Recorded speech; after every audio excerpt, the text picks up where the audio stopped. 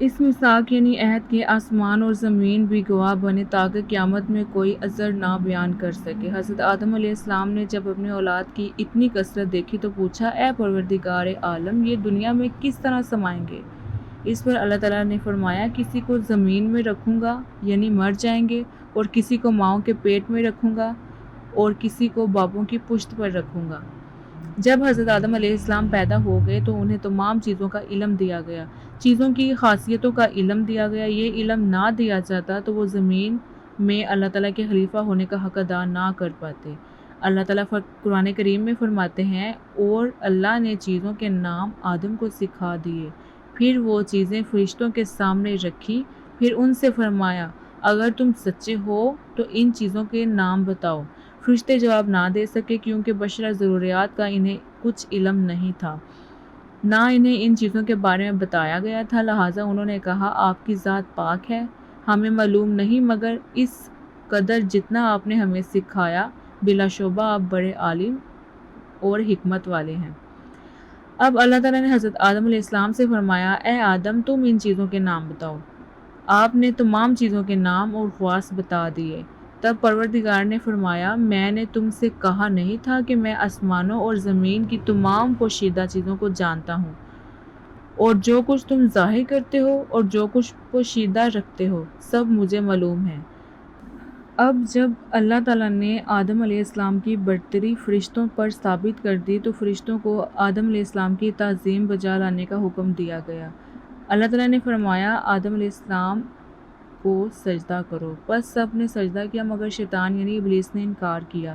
اس پر اللہ تعالیٰ نے فرمایا، اے ابلیس، تو نے سجدہ کیوں نہیں کیا جبکہ میں نے حکم دیا ہے؟ ابلیس نے جواب دیا، میں آدم سے بہتر ہوں، مجھے آگ سے بنایا گیا اور اسے بجھنے والی مٹی سے پیدا کیا۔ اس نے غرور کیا، اللہ کا حکم ماننے سے انکار کیا، چنانچہ کافروں میں سے ہو گیا۔ اللہ تعالیٰ نے اس سے فرمایا، نکل جا اس جگہ سے، بے شک تو راندہ درگاہ ہے، یعنی تجھے دھتکار دیا گیا ہے، تجھ پر قیامت تک لعنت ہے۔ یہ حکم سن کر شیطان نے کہا، اے میرے رب، مجھے اس دن تک کے لیے ڈھیل دے دے جس دن اٹھائے جائیں یعنی مردے، یعنی مجھے قیامت کے دن تک موت نہ آئے، موت کی سختی سے بچا رہوں۔ اللہ تعالیٰ نے اس سے فرمایا، بے شک میں نے تجھے قیامت کے دن تک ڈھیل دی۔ جب اللہ تعالیٰ نے اس سے یہ وعدہ فرما لیا تو اس سے کہا، قسم ہے تیری عزت کی، میں ان سب کو گمراہ کروں گا، لیکن جو تیرے خاص بندے ہوں گے جن پر تیری رحمت ہوگی وہ مجھ سے بچ جائیں گے۔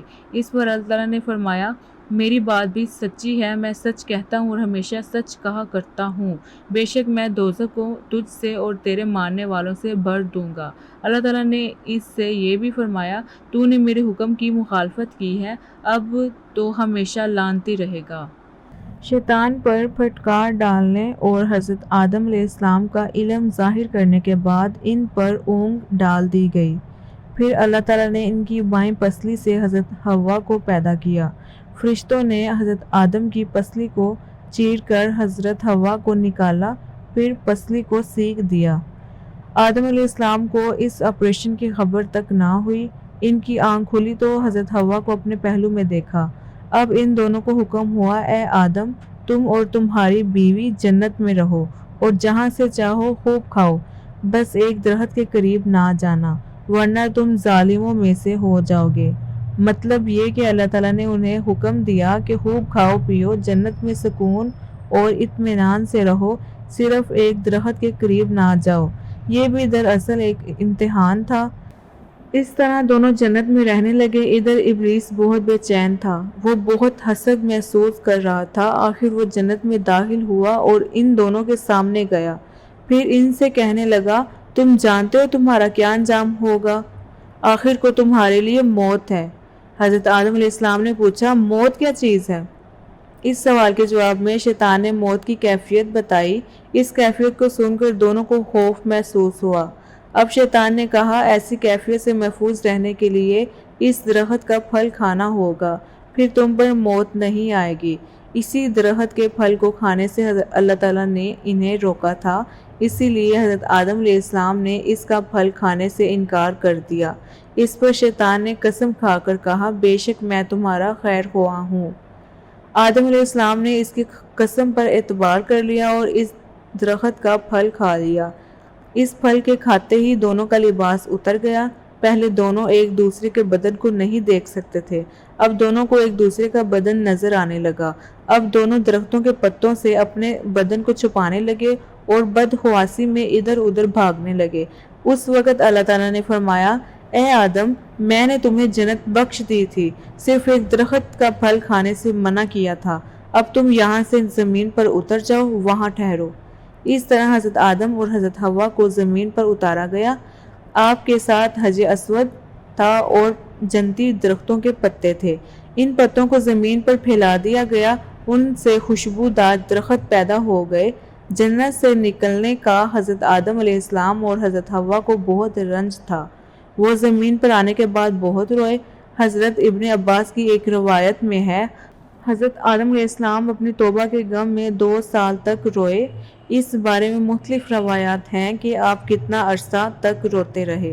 آخر اللہ تعالیٰ کی طرف سے یہ ہدایت آئی کہ ان الفاظ میں دعا مانگے، اے ہمارے رب، ہم نے اپنے نفسوں پر ظلم کیا، اگر تو ہمیں نہ بخشے اور ہم پر رحم نہ کرے تو ہم ضرور خسارہ پانے والوں میں سے ہو جائیں گے۔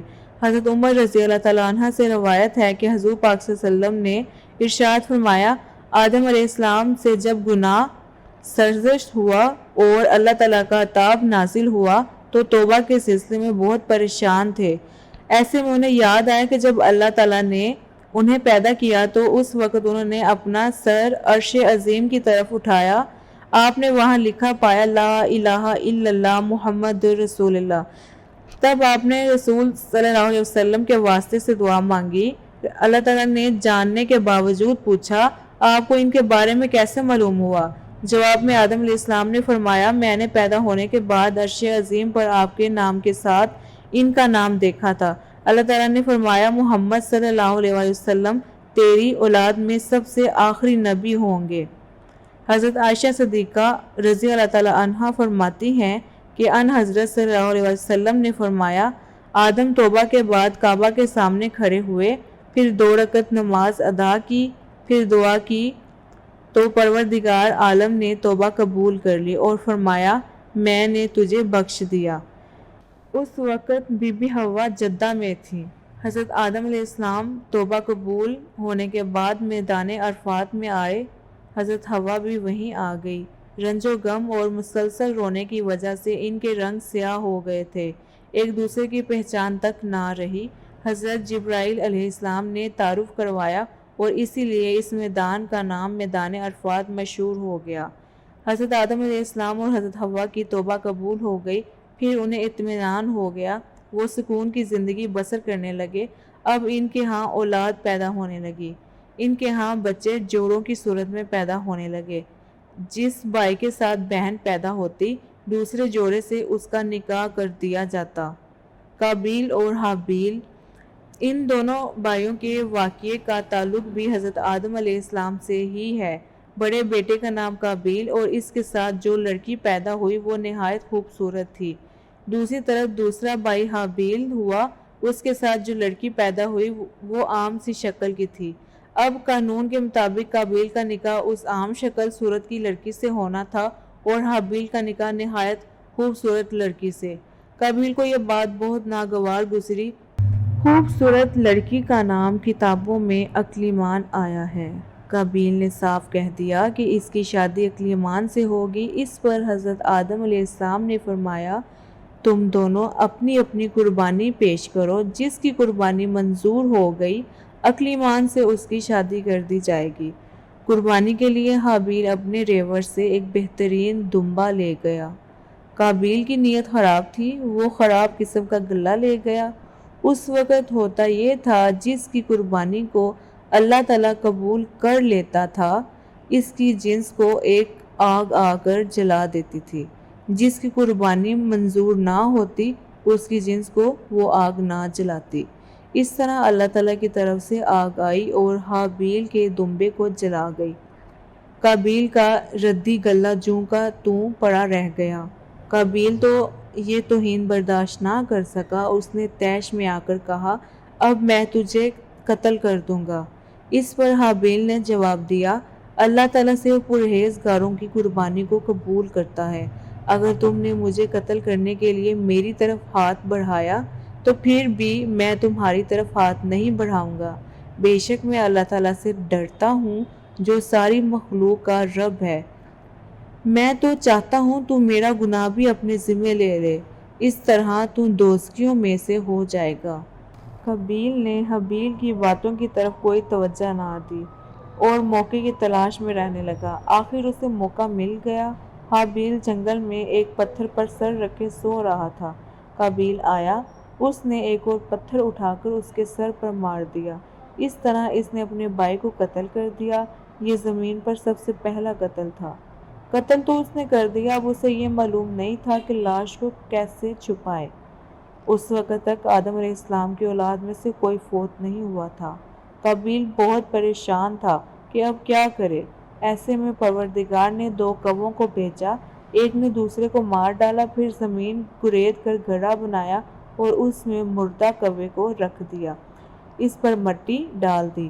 اس طرح اسے دفن کرنے کا طریقہ معلوم ہوا۔ قابیل نے اپنے بھائی حابیل کو قتل کر دیا، لیکن قتل کر کے وہ بہت پچھتایا۔ حضرت عبداللہ بن مسعود رضی اللہ تعالیٰ عنہ سے روایت ہے کہ حضور پاک صلی اللہ علیہ وسلم نے فرمایا، دنیا میں جب بھی کوئی ظلم سے قتل ہوتا ہے تو اس کا ایک گناہ آدم علیہ السلام کے بیٹے قابیل کی گردن پر ضرور ہوتا ہے، اس لیے کہ یہ وہ شخص ہے جس نے ظالمانہ قتل کی ابتدا کی اور یہ ناپاک طریقہ جاری کیا۔ پھر جس وقت آدم علیہ السلام کی وفات کا وقت آیا تو آپ نے بہشت کے پھلوں کی خواہش محسوس کی۔ کمزوری کی وجہ سے خود ان میں حرکت کرنے کی سخت نہیں تھی۔ آپ نے اپنے بیٹوں سے کہا، تم خانہ کعبہ جاؤ، وہاں میرے لیے اللہ تعالیٰ سے جنت کے پھل مانگو۔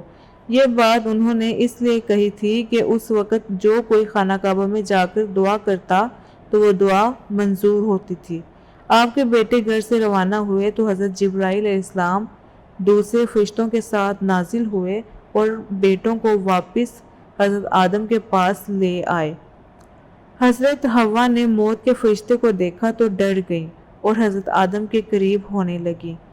اس پر آپ نے فرمایا، میرے اور میرے رب کے درمیان حائل نہ ہو۔ اب حضرت اسرائیل نے حضرت آدم علیہ السلام کی روح قبض کی۔ پھر آپ نے بیٹوں سے کہا، اب تم دیکھو، ہم جو طریقہ اختیار کرتے ہیں ویسا ہی تم اپنے مردوں کے ساتھ کرو۔ پھر فرشتوں نے حضرت آدم علیہ السلام کی غسل کے لیے خوشبوئیں ملائیں، جنت کی بیری کے لائے ہوئے پتوں والے پانی سے آپ کو غسل دیا، پھر بہشت کا کفن پہنایا۔ آپ کی اولاد نے جنازہ اٹھایا اور خانہ کعبہ میں لے گئے۔ حضرت جبرائیل علیہ السلام نے نماز جنازہ پڑھائی۔ انہوں نے نماز جنازہ میں 4 تکبیریں پڑھیں۔ آپ کو مسجد خیف میں دفن کیا گیا۔ قبر بغلی بنائی گئی۔ مٹی ڈالنے کے بعد قبر کی شکل اونٹ کی کوہان جیسی بنائی گئی۔ دنیا میں آپ کی کنیت ابو البشر ہے کیونکہ آپ سارے انسانوں کے باپ ہیں۔ اگر آپ کو ہماری ویڈیوز اچھی لگے تو ہمارے چینل کو لائک اور سبسکرائب کرنا مت بھولیں۔